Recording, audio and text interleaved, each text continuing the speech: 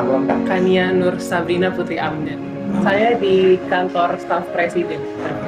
Nah, bagaimana Bung Agisto nih yang ahli digital nih, yang sebagai aktivis cyber nih, coba dia urai untuk mempertajam. Kan bahwa memang teknologi berbasis internet ini memang lahir di zamannya Mbak Kania, usianya kira-kira 20-30 gitu. Mereka tahu betul perkembangannya, kelebihannya. Atau dari perspektif aktivis cyber, saya pikir memang banyak manfaat ketimbang mudaratnya ya. Kalau sedikit maaf, saya menyinggung masa lalu saya. Ketika saya masih zaman aktivis di era tahun 90-an, kita mau konsolidasi, gitu. Kita harus menggunakan voicemail. Dan waktu itu yang punya voicemail itu adalah mayoritas anak pejabat. Tapi fasilitas teknologi yang minim itu kan belum menjawab kebutuhan sehari-hari. Nah, di zaman Mbak Kania ini semua hadir.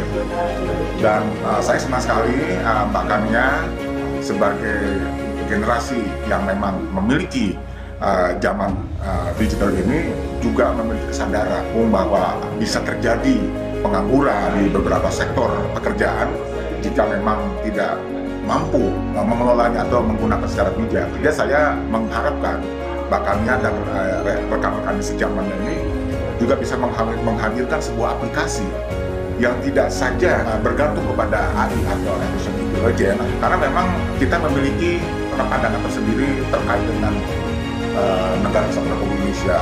Kalau kita mengacu big data ya, atau AI yang berbasis big data di Amerika, itu kan belum tentu juga apa yang di output ya, atau yang diberikan redaksional yang kita input itu atau kita minta itu sesuai dengan pandangan pola pikir bangsa Indonesia. Nah, generasi Mbak Kania inilah yang nanti yang akan bisa menjawab secara teknologi. Generasi Mbak Kania ini yang kita harapkan mampu membentengi negara Indonesia dan seluruh bandara Indonesia tetap hidup di era perkembangan teknologi yang semakin besar. Iya, setuju saya. Harus anak muda itu harus bisa sebenarnya.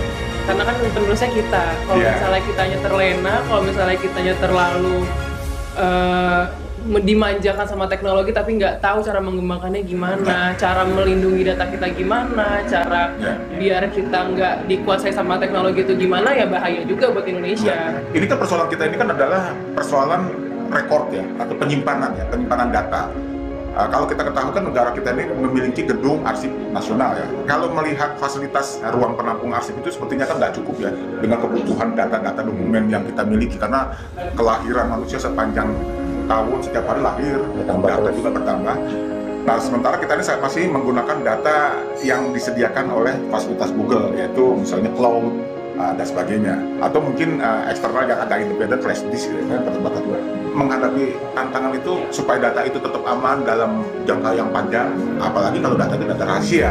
Kalau pandangan Kania sendiri, mending data-data yang rahasia itu kita yang simpan dalam bentuk entah itu hardware atau software. Tapi kalau misalnya melihat dari kecanggihan teknologi, pasti kan kita mau semuanya daripada nanti hilang atau takutnya robek, usang, dimakan rayap gitu kan. Kalau hardware mending disimpannya di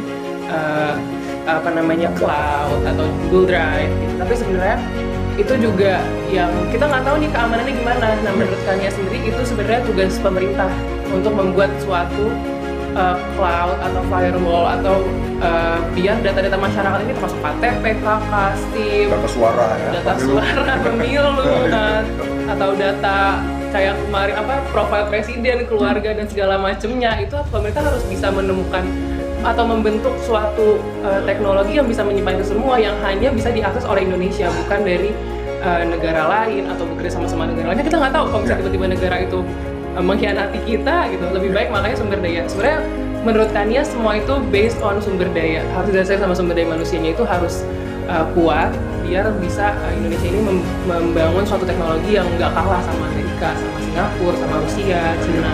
Ada ya kemampuan untuk menciptakan sebuah software atau aplikasi yang sekarang ini diklaim ya hanya dimiliki oleh negara tertentu di Amerika. Itu juga bagus. Kemampuan pasti ada, ya? pasti ada. Nah, itu yang belum digali tuh. Apalagi kita gali lebih dalam.